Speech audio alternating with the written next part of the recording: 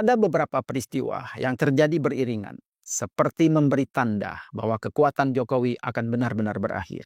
Selama ini, Jokowi diyakini bisa cawe-cawe karena masih memiliki kekuatan berupa orang-orang kepercayaannya yang memegang posisi strategis di pemerintahan Prabowo Subianto.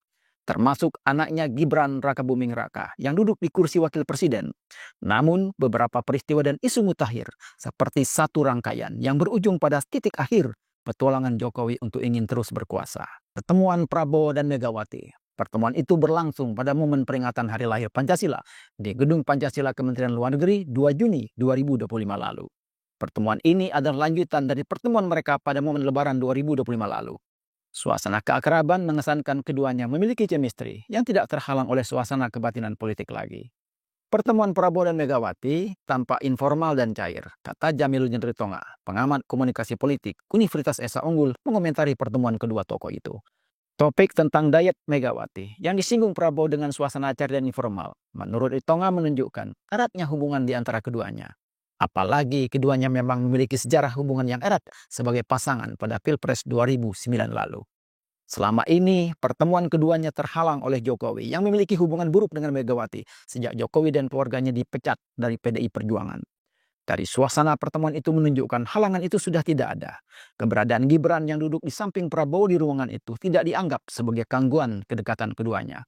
Kedekatan yang memberi sinyal kuat terjadinya koalisi Gerindra dan PDI Perjuangan akan segera terwujud. Koalisi yang otomatis akan menyisihkan posisi Jokowi yang selama ini sering cawe-cawe di pemerintahan Prabowo Subianto.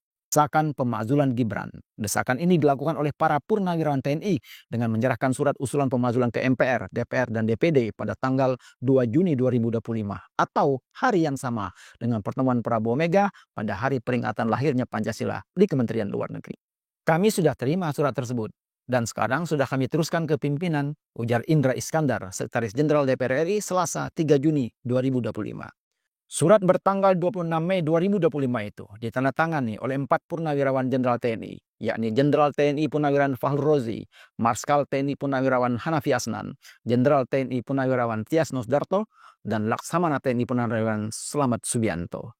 Dalam surat itu menyebutkan pemakzulan Gibran Rakabuming Raka memiliki dasar konstitusional yang kuat.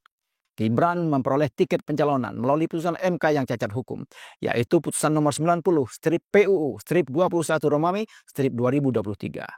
Putusan tersebut melanggar prinsip imparsialitas karena diputus oleh Ketua MK saat itu Anwar Usman yang merupakan paman Gibran. Putusan itu seharusnya batal demi hukum karena Anwar Usman tidak mengundurkan diri dari majelis hakim padahal memiliki konflik kepentingan. Majelis Kehormatan Mahkamah Konstitusi atau MKMK juga telah memutuskan Anwar Usman melanggar kode etik hakim dan memberhentikannya dari jabatan Ketua MK. Akun Fufu Fafa yang diduga berkaitan dengan Gibran yang menjadi sorotan karena unggahan-unggahannya yang mengarah pada penghinaan tokoh publik serta mengandung unsur seksual dan rasisme. Dari kasus tersebut, tersirat moral dan etika saudara Gibran sangat tidak pantas dan tidak patut untuk menjadi wakil presiden Republik Indonesia. Demikian bunyi salah satu bagian surat pernyataan para purnawirawan itu. Dan bila gelombang itu terjadi, maka bisa mengakhiri kisah politik dinasti Jokowi. Sebab Gibran adalah putra mahkotanya yang menjadi alasan kuat cawe-cawe Jokowi selama ini. Isu penggantian Kapolri. Isu ini berhembus sangat kencang dalam 1 minggu terakhir dengan menyebut 2 Rudi sebagai calon penggantinya. Yakni Komjen Polisi Rudi Herianto yang sekarang menjabat Sekjen Kementerian Kelautan Perikanan dan Irjen Polisi Rudi Darmoko yang tengah menjabat Kapolda Nusa Tenggara Timur. Komjen Rudi Herianto disebut berpeluang menjadi Kapolri karena dia salah satu perwira paling senior dengan pangkat bintang 3. Meski tidak berlatar belakang lulusan akademi kepolisian, Rudi Herianto memiliki rekam jejak yang sangat moncer di kepolisian. Adapun Irjen Polisi Darmoko, meski baru bintang 2, namun dia adalah lulusan terbaik Akpol di angkatannya. Dengan latar belakang orang tuanya seorang perwira Kopassus TNI, Rudi Darmoko mendapat perhatian khusus Presiden Prabowo. Pengamat politik Slamet Ginting menilai Rudi Darmoko berpeluang menjadi Kapolri. Salah satunya karena dia memiliki kedekatan dengan Prabowo yang sama-sama menjadi pengurus IPSI atau Ikatan Pencak Silat Indonesia. Prabowo, kata Ginting, memerlukan sosok yang kuat untuk melakukan bersih-bersih di dalam tubuh Polri. Pengungkapan kasus korupsi di Kementerian masa pemerintahan Jokowi. 2 di antaranya yang sedang diselidiki adalah kasus judi online di Kominfo yang diduga melibatkan menterinya Budi Aristiadi dan kasus markup pembelian laptop senilai 9,9 triliun rupiah di Kementerian Pendidikan Kebudayaan Riset dan Teknologi atau Kemendikbudristek era Menteri Nadiem Makarim. Termasuk juga kasus dugaan korupsi terkait dengan kuota haji di Kementerian Agama dengan menterinya Yakut Khalil Qomas yang disebut menghilang setelah kasus ini mencuat. Jokowi adalah Jokowi terkena penyakit kulit. Kabar ini menyebar luas setelah foto dan video Jokowi yang tampil dengan bercak hitam di wajahnya dan kadas di tengkuknya. Beragam spekulasi dan dugaan muncul sebagai reaksi atas tampilan Jokowi itu. Ada yang menyebut bercak hitam itu adalah penyakit autoimun yang diidap Jokowi akibat depresi yang dialaminya. Namun tak sedikit yang mengaitkan dengan hal-hal gaib atau metafisika yang menganggap totol hitam itu sebagai azab dari kebohongan Jokowi selama ini. Termasuk seorang yang dikenal paham dengan dunia spiritual yang tak mau disebut namanya memberitahu kepada The Press bahwa Jokowi sudah tidak dikawal lagi oleh dua sosok yang menjaganya selama ini. Wallahu alam. Yang pasti penyakit kulit atau bercak hitam itu akan menjadi penghalang Jokowi untuk tampil di depan publik.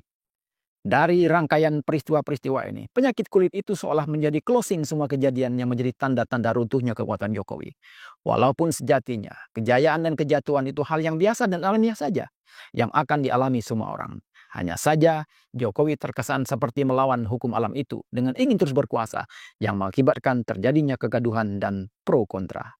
Semoga bermanfaat dan menambah wawasan. Sampai jumpa dalam perbincangan berikutnya. Oke kawan-kawan, tadi kita sudah melihat bagaimana penjelasan dari satu orang mengenai halnya tentang Bapak Jokowi ini. Dan sekarang mari kita baca komentar-komentar dari kawan-kawan kita semua.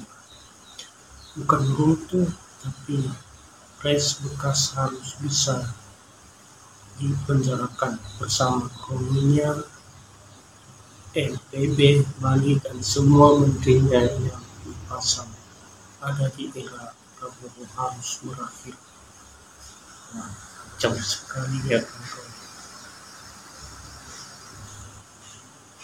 Kita tunggu hukum Allah yang akan bicara, karena hukum manusia masih silau dengan duit Jokowi. Para penegak hukum masih bisa dibeli. Makin cepat finish lebih baik untuk Indonesia tanpa tipu dan kecurangan. Pesta keluarga dinasti akan berakhir Prabowo yang bersih-bersih. Semoga 2 bulan lagi penyakit dan tinggal proses hukum baik buruk cepat lambat kesempurnaan. Jokowi adalah penguasa yang justru pelanggaran HAM. Tadi Jokowi masukkan riba. Sangat sekali ya netizen kita ini. Tidak ada yang kekal dan abadi. Betul ijazah palsu sudah disorot internasional. Jika rakyat masih ditipu,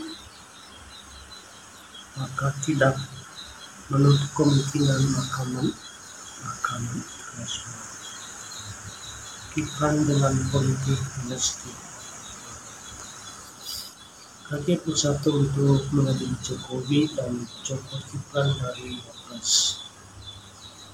Mengakhiri kejayaan dengan pengkhianatan yang terimalah berita hari ini. Oke lah kawan-kawan, itulah tadi beberapa penjelasan video dan komentar dari kawan-kawan kita semuanya. Sekarang berikan pendapatmu, kolom komentar biar kita bisa saling diskusi bersama-sama. Dan juga jangan lupa subscribe, like, dan share di channel.